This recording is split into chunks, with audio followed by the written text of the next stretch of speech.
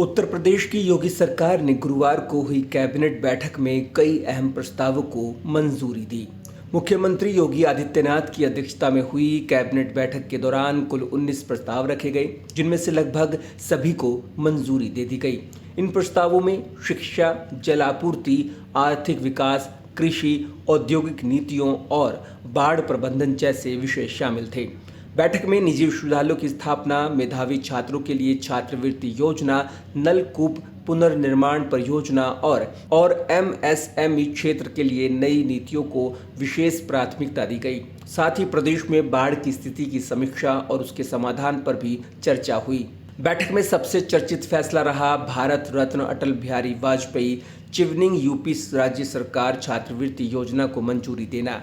ये योजना ब्रिटेन की the foreign Commonwealth and development office FCDO के सहयोग से शुरू की जाएगी, जिसके तहत हर साल 5 मेधावी छात्रों को यूके के मान्यता प्राप्त विश्वविद्यालयों में मास्टर डिग्री के लिए छात्रवृत्ति दी जाएगी, जिसके तहत प्रति छात्र लगभग 38,000 से 42,000 पाउंड का खर्च आएगा, जिसमें आधा खर्च यूपी सरकार और आधा FCDO वहन करेगा।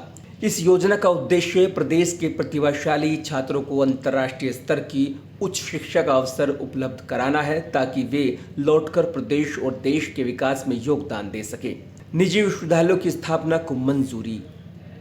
उच्च शिक्षा को बढ़ावा देने के लिए बैठक में कई विश्वविद्यालयों को स्वीकृति दी गई। वेदांता विश्वविद्यालय मुजफ्फरनगर, आशय पत्र निर्गत करने का फैसला। बोधिसत्व विश्वविद्यालय बाराबंकी, प्राधिकार पत्र जारी करने की मंजूरी।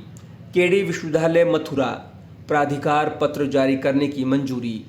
इन फैसलों से न केवल प्रदेश में उच्च शिक्षा के अवसर बढ़ेंगे, बल्कि नए विश्वविद्यालयों के आने से स्थानीय स्तर पर रोजगार, शोध और नवाचार की संभावनाएं भी मजबूत होंगी। इसके अलावा प्रदेश के 62 जनपदों में 1.5 क्यूसेक क्षमता वाला 1750 असफल राजकीय नलकूपों के पुनर्निर्माण की परियोजना को मंजूरी दी गई। ये परियोजना नाबार्ड पोषित होगी, जिसे 2,39,700 लघु एवं सीमांत किसानों को लाभ मिलेगा। ये फैसला किसानों की सिंचाई की ज़रूरतों को पूरा करने और जल आपूर्ति में सुधार लाने के लिहाज से महत्वपूर्ण है, खासकर उन इलाकों में जहां पुराने नलकूप काम नहीं कर रहे थे। बैठक में बाढ़ की मौजूदा स्थिति पर भी समीक्षा की गई। प्रदेश के कई हिस्सों में लगातार बारिश और नदियों के जलस्तर में वृद्धि के चलते बाढ़ का खतरा बना हुआ है। सरकार ने राहत और बचाव कार्यों को तेज करने, बांधों और तटबंधों की मरम्मत और प्रभावित इलाकों में जरूरी संसाधन पहुंचाने पर जोर दिया। वित्त विभाग की ओर से FRBM एक्ट में संशोधन के प्रस्ताव को मंजूरी दी गई, जिसका मकसद राज्य की वित्तीय अनुशासन व्यवस्था को और मजबूत करना और विकास परियोजनाओं के लिए फंडिंग के बेहतर प्रावधान करना है। MSME क्षेत्र के लिए 2 नई नीतियां। सूक्ष्म, लघु और मध्यम उद्यम यानी कि MSME विभाग में 2 नई नीतियों को मंजूरी दी गई। उत्तर प्रदेश फुटवेयर, लेदर और नॉन लेदर विकास नीति 2025, जिसका उद्देश्य प्रदेश को फुटवेयर और लेदर उद्योग का वैश्विक हब बनाना है। इस नीति के तहत उत्पादन इकाइयों को प्रोत्साहन, निर्यात में वृद्धि और आधुनिक तकनीक को बढ़ावा दिया जाएगा। उत्तर प्रदेश लघु, सूक्ष्म, मध्यम औद्योगिक स्थान प्रबंधन नीति। इसका लक्ष्य MSME इकाइयों को सस्ती और सुगम इंडस्ट्रियल भूमि उपलब्ध कराना है। इससे औद्योगिक विकास में तेजी आएगी और निवेशकों के लिए अनुकूल माहौल बनेगा। इसके साथ ही लखनऊ स्थित किंग जॉर्ज मेडिकल यूनिवर्सिटी यानी कि KGMU की कार्य परिषद में SC/ST का एक सदस्य, OBC का एक सदस्य को चक्रानुक्रम वरिष्ठता क्रम के आधार पर शामिल करने के प्रस्ताव को मंजूरी दी गई। ये फैसला उच्च शिक्षा संस्थानों में सामाजिक प्रतिनिधित्व और समान अवसर सुनिश्चित करने की दिशा में अहम है। इन प्रस्तावों की मंजूरी से प्रदेश के तमाम क्षेत्रों में सकारात्मक बदलाव की संभावना है। योगी कैबिनेट ने 19 फैसलों को मंजूरी दी।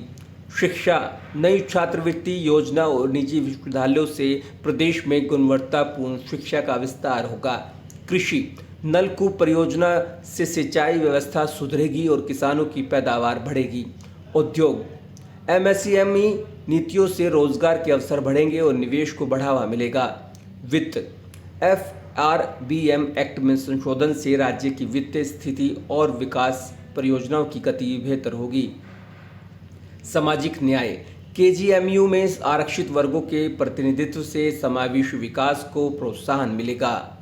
योगी सरकार की ये कैबिनेट बैठक केवल प्रस्ताव पास करने की औपचारिकता नहीं थी, बल्कि ये आने वाले वर्षों के लिए एक रोड मैप तैयार करने जैसा कदम था।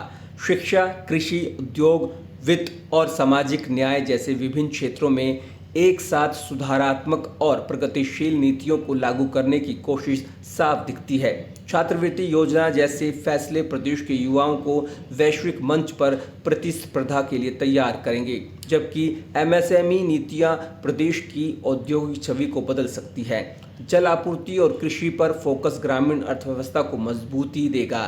कुल मिलाकर ये बैठक योगी सरकार की प्राथमिकताओं और विकास के प्रति उसकी प्रतिबद्धता का स्पष्ट संकेत है। एक ऐसा दृष्टिकोण जो शिक्षा से लेकर उद्योग और कृषि तक सभी क्षेत्रों में संतुलित प्रगति सुनिश्चित करने की दिशा में है।